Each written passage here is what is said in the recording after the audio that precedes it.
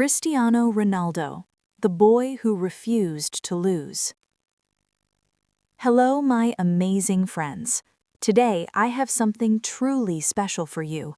Listen carefully, because this story will change the way you think about discipline, sacrifice, and the power of absolute dedication. He is the greatest athlete the world has ever seen. He transformed his body, his mind, and his destiny through pure willpower. You must have heard about his 5 Ballon d'Or awards, his Champions League victories, his goal-scoring records that seem impossible. These are not just achievements, they are the result of one man's refusal to accept anything less than perfection. A boy from poverty who became a living legend. His influence is so great that football itself changed because of him.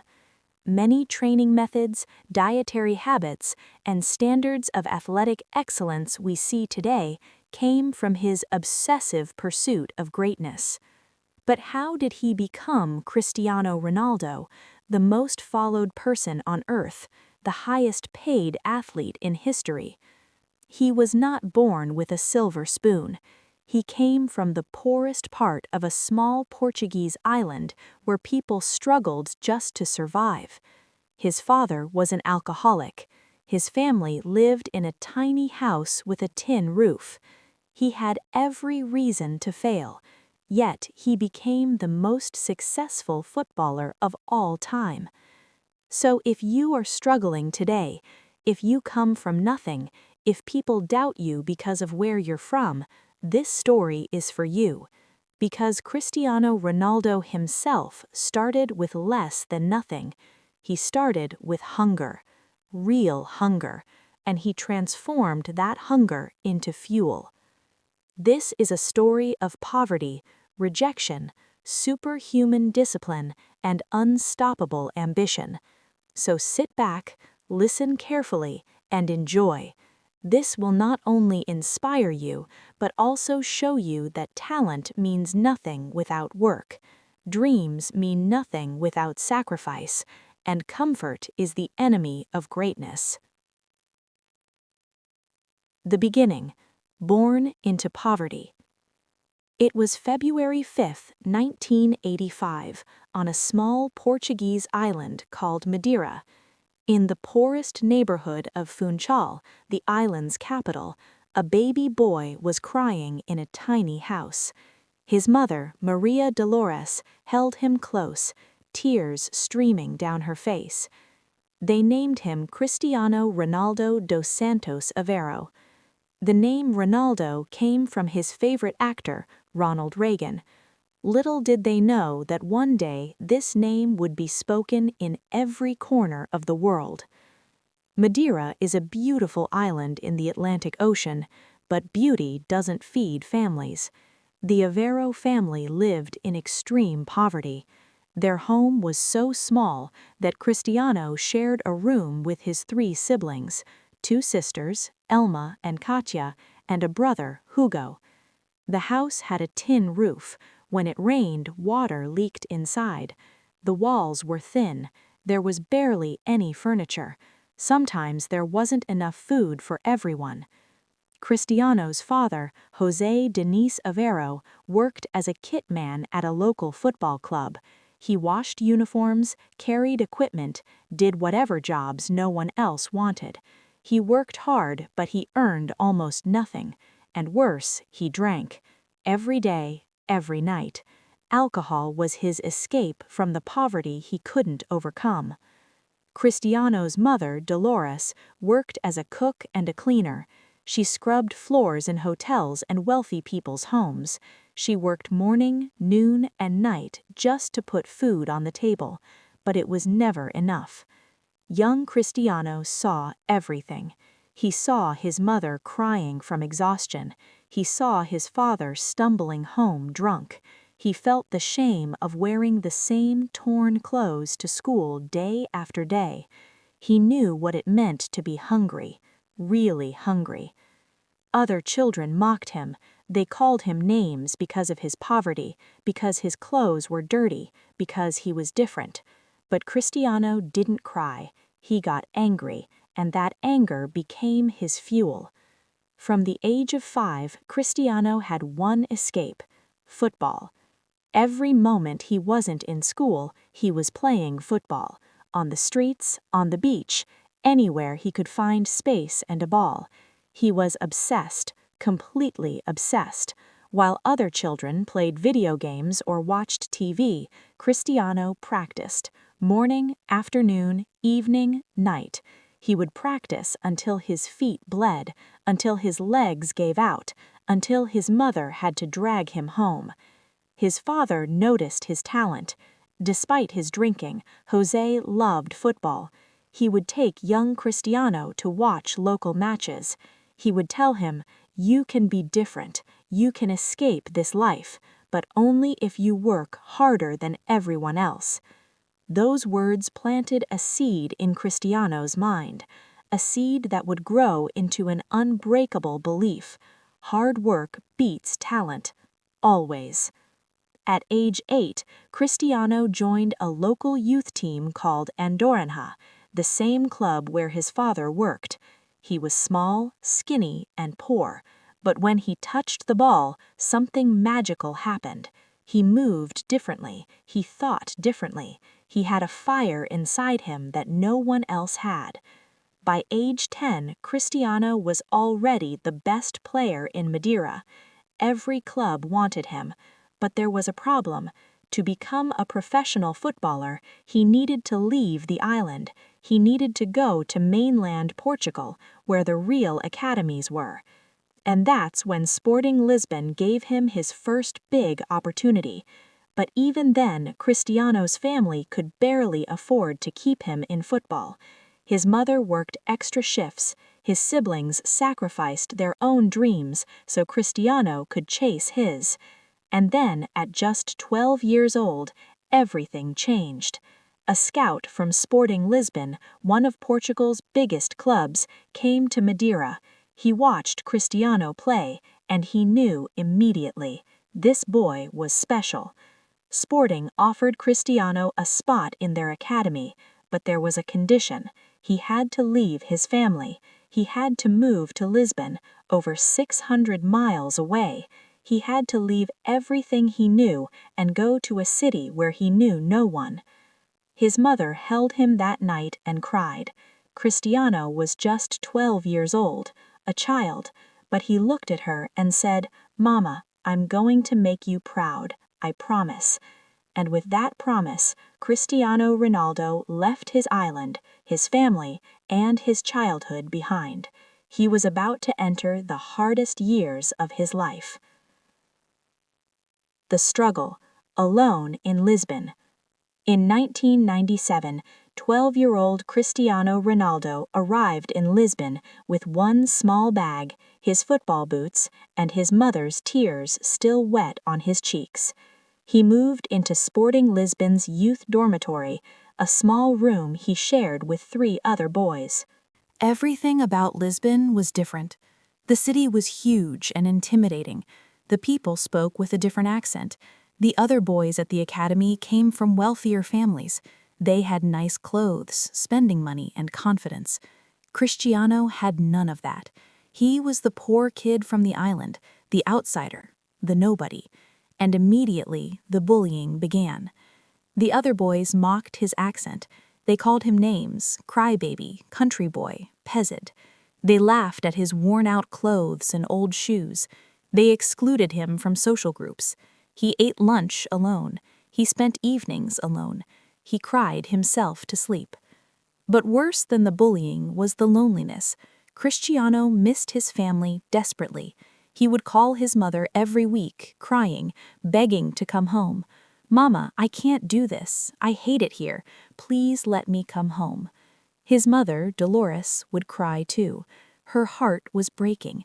But she knew if Cristiano came home, he would be trapped in poverty forever. So she would tell him, "Stay strong, my son. Suffer now, enjoy later." Those words, "suffer now, enjoy later," became Cristiano's mantra. Every time he wanted to quit, he repeated them. Every time the pain felt unbearable, he remembered why he was suffering. Cristiano channeled all his pain into football. While other boys went to parties or relaxed on weekends, Cristiano trained. Extra hours, extra drills, extra everything. The coaches noticed. They saw a boy who arrived first to training and left last. A boy who practiced free kicks for 2 hours after everyone else had gone home. A boy who treated every training session like a final. But Cristiano had another problem: his heart. At age 15, during a routine medical exam, doctors discovered Cristiano had a racing heart condition called tachycardia. His heart rate would spike dangerously high during intense physical activity. The doctors said he might need to stop playing football. His career could be over before it even started. Cristiano was devastated. Everything he had suffered for, all the loneliness, all the pain, all the sacrifice, could disappear in an instant. But Cristiano refused to accept it. He underwent surgery, a laser procedure to correct the irregular heartbeat. He was awake during the surgery, conscious, terrified, but he survived, and within days he was back on the training pitch, working harder than ever. Nothing was going to stop him. Not poverty, not bullying, not even his own body. By age 16, Cristiano was dominating Sporting's youth teams. He was promoted to their B team. Then, at just 17 years old, he made his debut for Sporting's first team in the Portuguese league. And that's when the world started to notice the skinny kid from Madeira with the magic feet and the unbreakable spirit. The breakthrough: Manchester United and the making of a star. In the summer of 2003, Sporting Lisbon played a friendly match against Manchester United. It was supposed to be a simple exhibition game to inaugurate Sporting's new stadium, but it became the night that changed Cristiano Ronaldo's life forever. Manchester United was one of the biggest clubs in the world, managed by the legendary Sir Alex Ferguson. Their squad included world-class players: Ryan Giggs, Paul Scholes, Rio Ferdinand, Roy Keane. But during that match, an 18-year-old Cristiano Ronaldo tore them apart. He dribbled past defenders like they were traffic cones.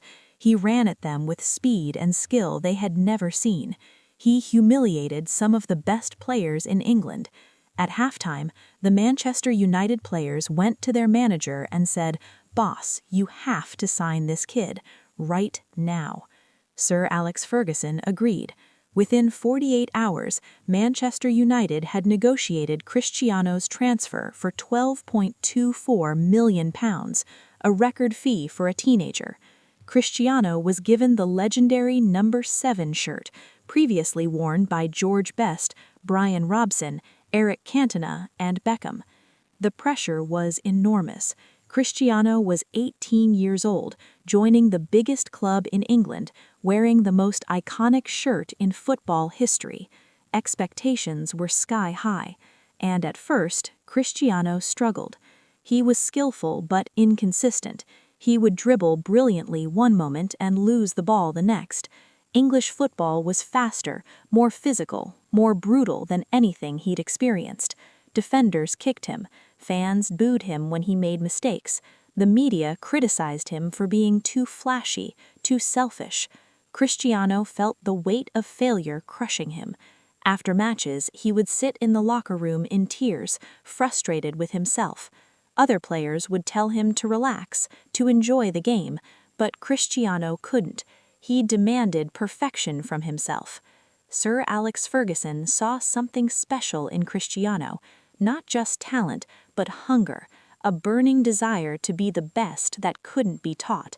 Ferguson protected him, encouraged him, and pushed him harder than anyone else. Ferguson would keep Cristiano after training for extra practice, free kicks, shooting drills, physical conditioning. Ferguson told him, "You have potential, but potential means nothing without work. If you want to be the best, you must train like no one else." Cristiano listened. While other players went home after training, Cristiano stayed for hours.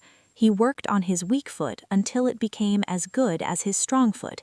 He practiced the same free kick technique hundreds of times until it became muscle memory. He spent hours in the gym building strength. Slowly, gradually, Cristiano improved. By his second season at Manchester United, he was starting to fulfill his potential. By his third season, he was becoming unstoppable. But then, in 2005, tragedy struck. Cristiano's father, Jose, died from liver failure caused by decades of alcoholism. He was only 52 years old. Cristiano was devastated. He had always dreamed of making his father proud, of giving him a better life. Now his father was gone, never able to see his son become a superstar. Cristiano flew home for the funeral. He stood over his father's grave and made a vow. "I will become the greatest player in the world. I will make you proud, Papa." And from that moment, Cristiano transformed. The pain of losing his father became rocket fuel. He trained harder, he played harder, he demanded more from himself than ever before. In the 2006-07 season, Cristiano exploded. He scored 23 goals. Manchester United won the Premier League title. Cristiano was named PFA Player of the Year. The following season, 2007-08, was even better. Cristiano scored 42 goals in all competitions, an extraordinary number. Manchester United won both the Premier League and the UEFA Champions League, and Cristiano won his first Ballon d'Or, the award for the best player in the world. At just 23 years old, Cristiano Ronaldo had reached the pinnacle of football.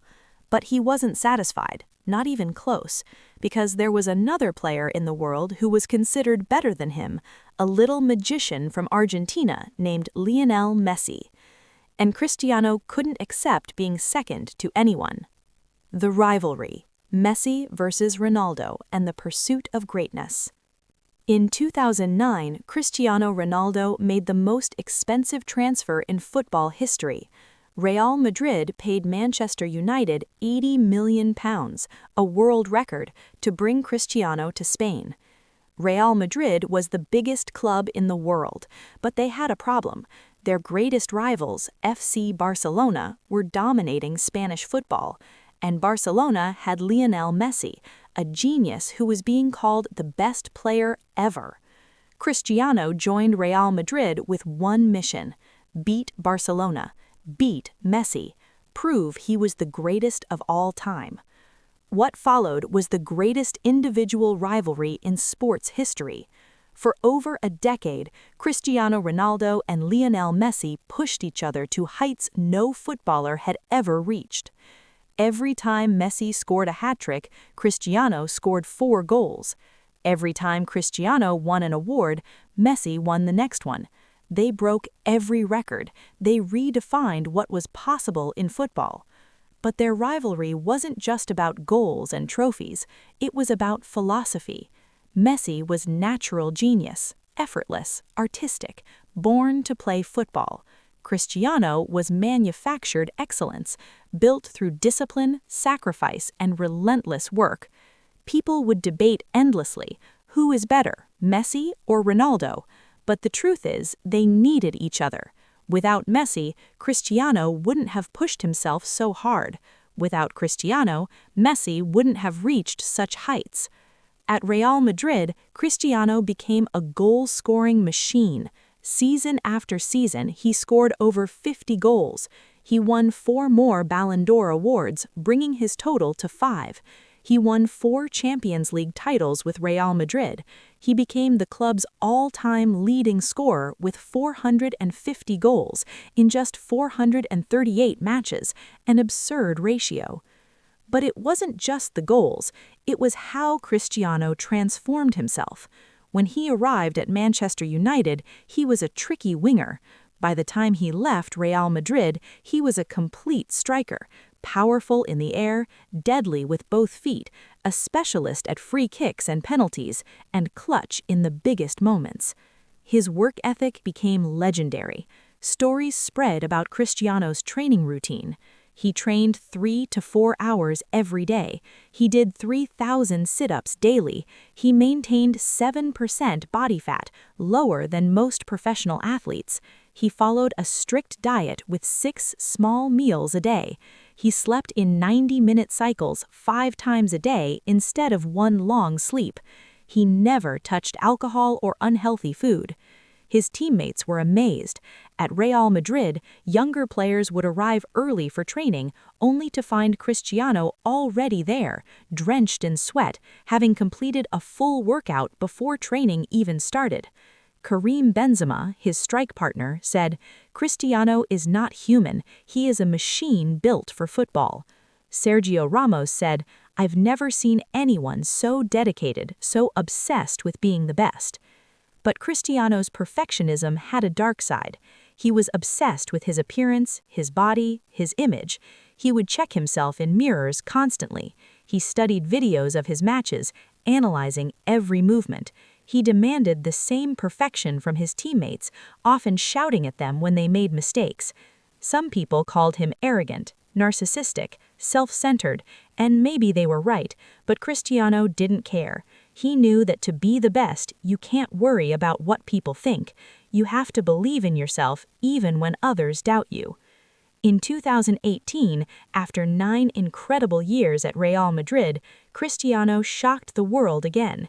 At age 33, when most players begin to decline, Cristiano moved to Juventus in Italy for €100 million. People questioned the decision. Was he too old? Was he past his prime? Would he struggle in Italian's defensive league? Cristiano answered with goals. Lots of goals. He won 2 Serie A titles with Juventus. He continued scoring at an incredible rate. He proved that age was just a number. But something was missing: the Champions League. Since leaving Real Madrid, Cristiano hadn't won Europe's biggest trophy, and he knew his legacy depended on adding more Champions League titles. The homecoming, Manchester United return, and the Saudi chapter. In August 2021, at age 36, Cristiano made an emotional return to Manchester United, the club where he became a star, the club where Sir Alex Ferguson had transformed him into a boy into a man. The fans went wild. Cristiano's first match back at Old Trafford was electric. He scored twice. The stadium erupted. It felt like magic, like the clock had turned back 15 years. That season, Cristiano scored 24 goals for Manchester United, becoming the club's top scorer despite being the oldest outfield player. He proved once again that he was defying the normal rules of aging. But Manchester United was struggling. The team wasn't winning. Young players weren't working as hard as Cristiano expected. The culture had changed, and Cristiano, never one to hide his feelings, became frustrated. In November 2022, Cristiano gave an explosive interview where he criticized the club, the manager, and the owners. Manchester United terminated his contract. Just like that, his second stint at the club he loved was over, not with glory, but with controversy. For the first time in his career, Cristiano Ronaldo was a free agent. At 37 years old, no major European club wanted to pay his wages. For a player who had been the most expensive transfer in history, who had scored over 800 career goals, this was humbling. And then came an offer from Saudi Arabia. Al Nassr, a club in the Saudi Pro League, offered Cristiano a contract worth €200 million per year, the most lucrative contract in sports history. Critics mocked the move. They said Cristiano was chasing money, that he was giving up on competing at the highest level, that his career was essentially over. But Cristiano saw it differently. He saw an opportunity to grow football in a new part of the world, to challenge himself in a new environment, and yes, to secure his family's financial future for generations. Since joining Al Nassr in January 2023, Cristiano has continued scoring goals, breaking records, and attracting global attention to Saudi football. Other superstars, Karim Benzema, N'Golo Kanté, Neymar, followed him to Saudi Arabia. But Cristiano's greatest challenge now isn't club football, it's his national team, Portugal, the one trophy that has eluded him his entire career, the World Cup. Portugal, the burden of a nation. Cristiano Ronaldo's relationship with the Portuguese national team has been the greatest love story and the deepest heartbreak of his career. He made his debut for Portugal in 2003 at age 18. For over 2 decades, he has carried the hopes of an entire nation on his shoulders. He has become Portugal's all-time leading scorer, with over 120 goals. He has played in 5 World Cups and 5 European Championships. In 2016, Cristiano led Portugal to their first ever major trophy, the European Championship. In the final against France, Cristiano was injured early in the match and had to leave the field in tears. But from the sideline, he coached, shouted, and inspired his teammates. Portugal won 0-1 in extra time. When the final whistle blew, Cristiano collapsed in tears of joy. He had finally won something with his country. The kid from Madeira, the boy who had been mocked and doubted, had delivered glory to Portugal. In 2019, Portugal won the UEFA Nations League, giving Cristiano a second trophy with his country. But the one prize that matters most, the World Cup, remains out of reach. At the 2022 World Cup in Qatar, Cristiano arrived knowing it might be his last chance. He was 37 years old. Portugal had a talented team, but the tournament was a disaster. Cristiano was benched for Portugal's knockout matches. His replacement, a 21-year-old named Gonçalo Ramos, scored a hat-trick. Portugal reached the quarterfinals but lost to Morocco. After the loss, Cristiano walked off the pitch in tears. He went straight to the tunnel, away from cameras, and broke down. The image of Cristiano crying alone in that tunnel went viral, a painful reminder that even legends don't always get the fairy tale ending they deserve. The debate began. Should Cristiano retire from international football? Was he holding Portugal back? Should he step aside for younger players? But Cristiano refused to retire. He announced he would continue playing for Portugal, aiming for the 2026 World Cup. By then, he'll be 41 years old. Some call it delusion, others call it determination. But that's who Cristiano Ronaldo is. A man who has never accepted limits. A man who believes age is just a number. A man who will keep fighting until his body physically can't anymore. The machine, inside Ronaldo's obsession. What makes Cristiano Ronaldo different from every other athlete? It's not just talent. Plenty of players have talent. It's his obsession with perfection, his refusal to accept anything less than excellence. Let's look at what makes Cristiano a machine. Physical conditioning. At 39 years old, Cristiano has the body of a 23-year-old. Sports scientists have tested him and found body fat percentage 7%, average footballer 11%, muscle mass 50%, average footballer 46%, vertical jump 78 centimeters, higher than the average NBA player. Sprint speed still clocked at over 33 kilometers per hour at age 38. How does he maintain this? Obsessive training, every single day. No vacations from fitness, no cheat days, no exceptions. Diet. Cristiano eats 6 small meals a day, focusing on high-protein, low-sugar foods. His typical day includes fish, swordfish, tuna, sea bass, chicken and lean meats, salad, vegetables, whole wheat pasta, rice, fresh fruit. He drinks water constantly, sometimes a gallon per day. He has never tasted Coca-Cola or Pepsi. He famously moved Coca-Cola bottles during a press conference, costing the company billions in market value. He avoids alcohol completely. Recovery. Cristiano owns a cryotherapy chamber at his home, a freezing chamber he enters to speed up muscle recovery. He sleeps in specialized beds designed for optimal rest. He gets regular massages, ice baths, and physical therapy.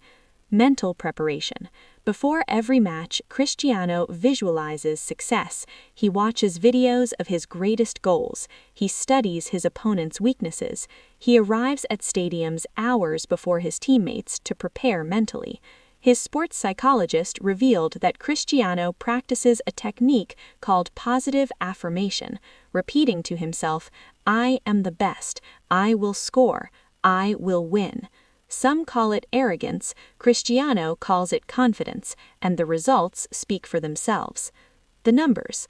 Let's look at Cristiano's career achievements, numbers that seem impossible. Over 850 career goals, more than any player in history. 5 Ballon d'Or awards, 5 Champions League titles, 7 league titles across England, Spain, and Italy, European Championship with Portugal, over 140 goals for Portugal, all-time record, most international goals in men's football history, first player to score in 5 different World Cups, most followed person on Instagram, over 600 million followers. These aren't just numbers, they're proof that obsession, when channeled correctly, creates greatness. The personal side, family, tragedy, and redemption. Behind the goals and the trophies, Cristiano Ronaldo is also a father, a son, and a man who has faced deep personal pain. In 2010, Cristiano became a father to his first child, Cristiano Jr. The identity of the mother has never been revealed. Cristiano paid her to sign a confidentiality agreement and took full custody. In 2017, Cristiano had twins, Eva and Matteo, via surrogate. That same year, his girlfriend Georgina Rodriguez gave birth to their daughter, Alana. Georgina, a former shop assistant, has become Cristiano's partner in life. She manages his home, raises his children, and supports his career. Their relationship is one of the few stable, long-term romances in Cristiano's life. In 2021, they announced they were expecting twins. The joy was immense, but in April 2022, tragedy struck. Their baby boy died during childbirth. Only their daughter Bella survived. Cristiano announced the heartbreaking news on social media. It is with our deepest sadness that we have to announce the passing of our baby boy. It is the greatest pain that any parent can feel. The football world stopped. Fans, rivals, clubs, everyone sent messages of support. When Cristiano returned to play his next match, both sets of fans applauded in the 7th minute, his shirt number, to honor his loss. That moment showed a different side of Cristiano, not the arrogant superstar, but a grieving father, a human being carrying unbearable pain, and still he returned to the pitch, because that's what he's always done, turn pain into fuel. Cristiano is deeply devoted to his children. Despite his busy schedule, he spends every possible moment with them. He teaches them discipline, respect, and hard work. His oldest son, Cristiano Jr., is already following in his father's footsteps, training at football academies. Cristiano's mother, Dolores, remains the most important person in his life.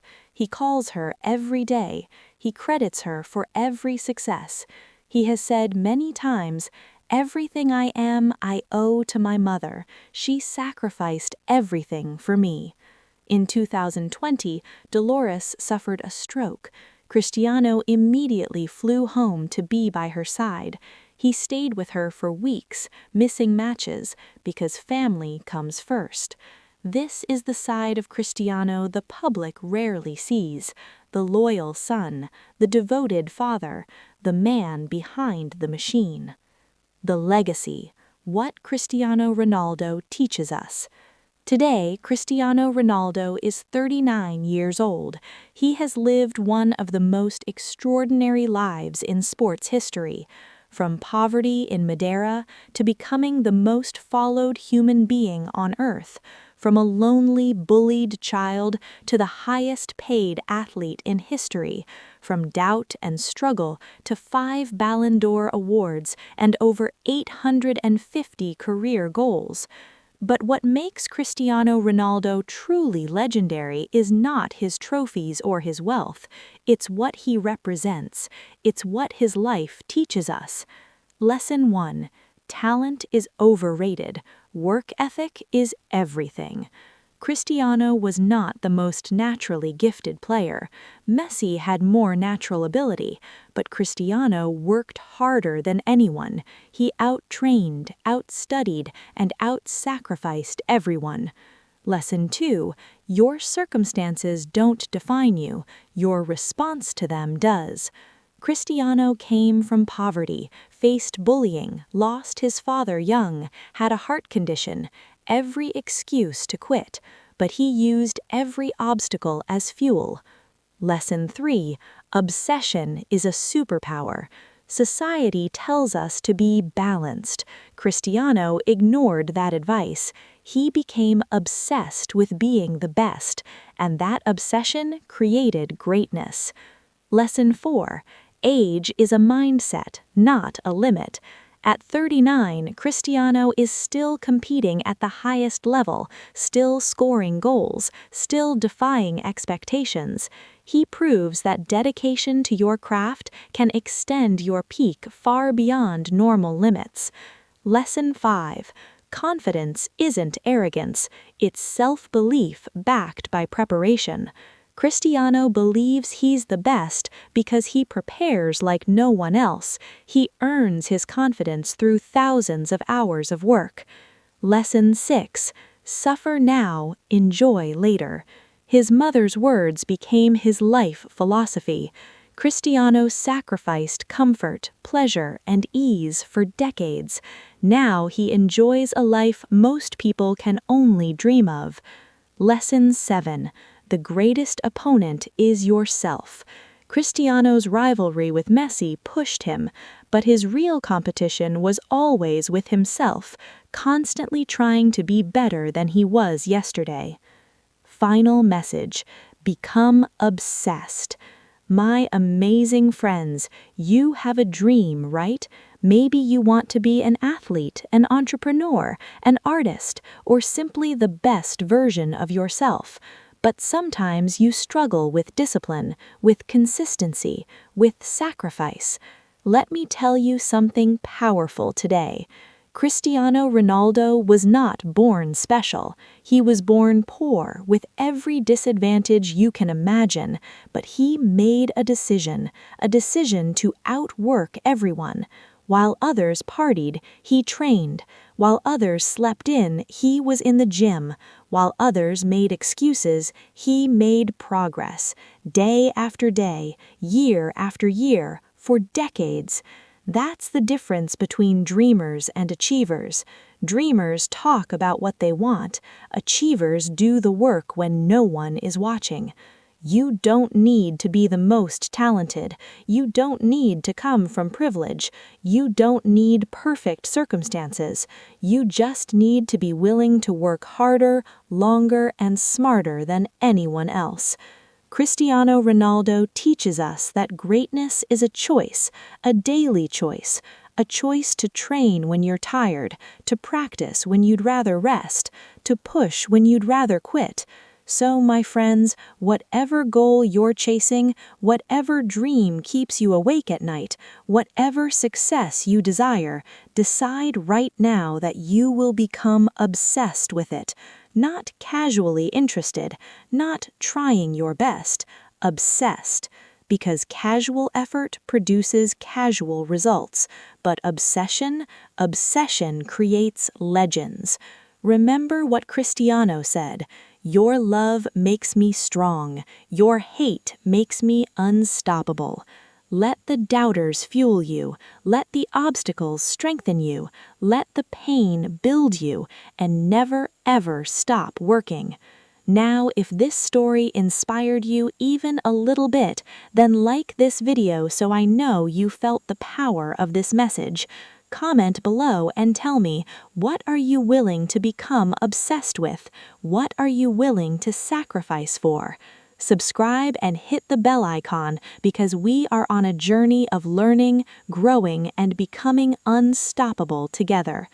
My amazing friends, your future is waiting for you. Go out there and outwork everyone. And always remember Cristiano's golden rule. Talent without working hard is nothing. The world is waiting to see what you're capable of when you stop making excuses and start making moves. See you in the next video. Stay inspired, stay disciplined, stay unstoppable. Your work ethic is your destiny.